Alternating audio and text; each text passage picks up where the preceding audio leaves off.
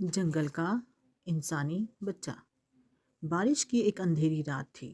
جنگل میں تیز ہوا چل رہی تھی، درخت آپس میں ٹکرا رہے تھے اور ہر طرف خوف پھیلا ہوا تھا۔ اسی رات جنگل کے کنارے ایک ننھا سا انسانی بچہ تنہا رو رہا تھا۔ درندوں کی آوازیں قریب تھی، مگر اچانک ایک مادہ بھیڑیا رکی۔ اس نے بچے کو غور سے دیکھا، سونگھا اور اسے چھوڑ کر جانے کے بجائے اپنے ساتھ لے گئی۔ سال گزرتے گئے، وہ بچہ جنگل میں بڑا ہونے لگا۔ وہ بھیڑیوں کے ساتھ دوڑتا، ریچھ سے صبر سیکھتا اور بندروں سے پھرتی۔ جنگل ہی اس کا گھر تھا اور جانور اس کا خاندان۔ مگر جنگل میں ایک خطرہ چھپا تھا، ایک طاقتور اور چالاک شیر جو انسانوں سے نفرت کرتا تھا۔ وہ کہتا تھا، یہ لڑکا بڑا ہو کر جنگل کو آگ لگا دے گا۔ ایک دن شیر نے اعلان کیا، یا یہ لڑکا جنگل چھوڑ دے یا پھر جنگ ہوگی۔ تمام جانور خوف زدہ ہو گئے۔